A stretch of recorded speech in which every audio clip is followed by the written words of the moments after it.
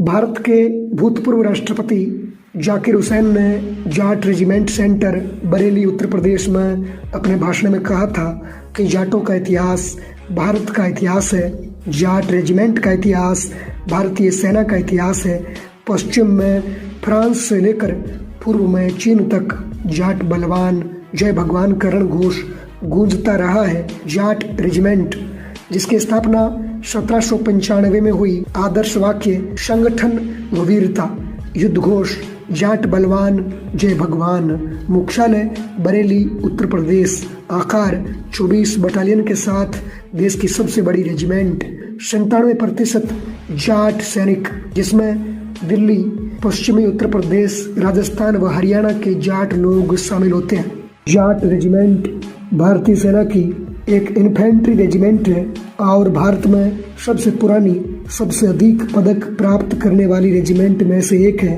अपने 200 वर्षों से अधिक वर्षों के जीवन में जाट रेजिमेंट ने पहले और दूसरे विश्व युद्ध सहित भारत और विदेश में अनेक युद्धों में भाग लिया है। जाट रेजिमेंट ही भारत की एकमात्र रेजिमेंट है जिसमें उसकी जाति का युद्ध घोष जाट बलवान जय भगवान है। इसका सीधा सा कारण है इस रेजिमेंट का शुद्ध जाट रेजिमेंट होना। बाकी किसी भी रेजिमेंट में उसकी जाति के 100% सैनिक नहीं होते। जाट रेजिमेंट 24 बटालियन के साथ देश की सबसे बड़ी रेजिमेंट है, जहां एक बटालियन में कम से कम 850 सैनिक होते हैं। सबसे बड़ी व पुरानी रेजिमेंट होने के साथ ही सबसे ज्यादा सम्मान पाने का रिकॉर्ड भी जाट रेजिमेंट के नाम ही है। जाट वीरों ने रेजिमेंट की स्थापना के बाद से अब तक अपने अदम्य साहस और शौर्यता से गौरवशाली इतिहास लिखा है। जाट वीरों ने कई लड़ाइयों में दुश्मनों के दांत खट्टे किए हैं। बरेली जाट रेजिमेंट सेंटर में स्थापित जाट म्यूजियम इसका साक्षी है, जिसमें कई लड़ाइयों से संबंधित रिकॉर्ड और दुश्मन देशों से जंग में छीने गए अस्त्र शस्त्र भी मौजूद है। जाट रेजिमेंट वर्ष 1839 से 1947 के बीच 9 वीरता, 2 विक्टोरिया और 2 जॉर्ज पुरस्कारों के साथ 41 युद्ध सम्मान प्राप्त कर चुकी है। जाट रेजिमेंट के पास 2 अशोक चक्र, 35 शौर्य चक्र, 10 महावीर चक्र, 8 कीर्ति चक्र, 39 वीर चक्र, 253 सेना पदक भी शामिल है।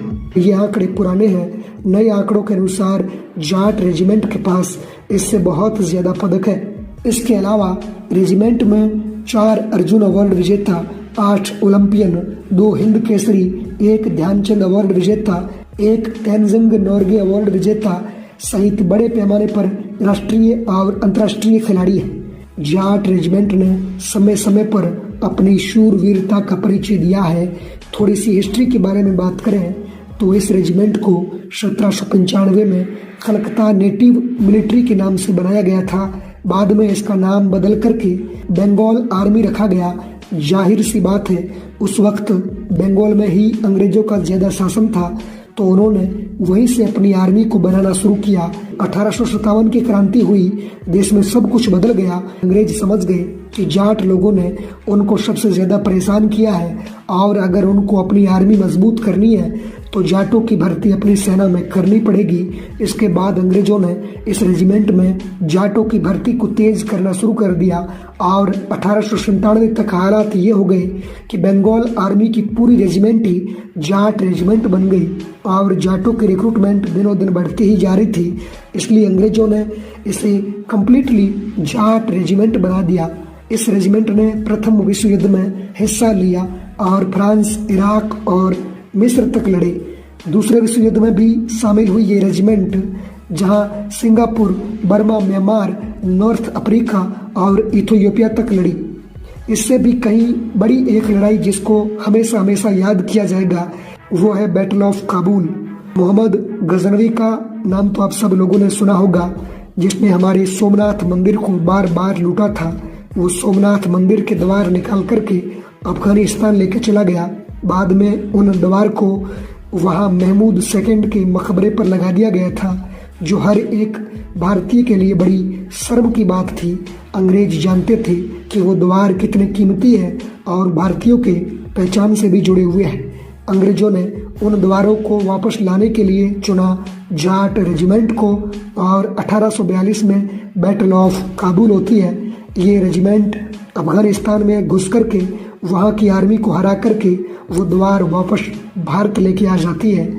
जाट रेजिमेंट के युद्ध आज़ादी के बाद ये रेजिमेंट हर युद्ध में शामिल हुई है, चाहे 1947 का भारत पाक युद्ध हो, चाहे 1962 इंडो चाइना युद्ध हो, या 1965-1971 का भारत पाक युद्ध हो, या फिर कारगिल 1999 का युद्ध हो, श्रीलंका सियाचिन की बात हो, हर जगह इस रेजिमेंट ने अपना योगदान दिया है। जाट रेजिमेंट उन गिने चुने रेजिमेंट में से एक है जो नौसेना के युद्धपोत INS त्रिशूल और एयरफोर्स के सुखोई स्क्वाड्रन से एफिलिएटेड है। 1948 में रॉयल जाट कहलाने वाली फर्स्ट जाट बटालियन को लाल किले और राष्ट्रपति भवन की सेरेमोनियल बटालियन बनने का ऑनर मिला। साथ ही लाल किले में फ्लैग होस्टिंग में शामिल होने वाली पहली रेजिमेंट यही रेजिमेंट थी। UN में जब शांति मिशन हुआ तो वहाँ भी जाट रेजिमेंट मौजूद रही। 1953 के UN के विश्व शांति मिशन में भी शामिल होने वाली पहली इंडियन यूनिट जाट रेजिमेंट ही थी। जब हैदराबाद का ऑपरेशन पोलो हुआ तो उसमें भी 6ठी जाट रेजिमेंट की बड़ी भूमिका रही, जिसके कारण वो ऑपरेशन पूरी तरह सक्सेस रहा। इस रेजिमेंट ने कई लड़ाइयाँ जीती और अनगिनत जाट बलवानों ने भारत भूमि के लिए बलिदान दिया है। 1965 की बैटल ऑफ डोगराई के बारे में बात करें तो ये इतिहास की बेहतरीन लड़ाइयों में शुमार है, जिसे विश्व भर की किताबों में पढ़ाया जाता है।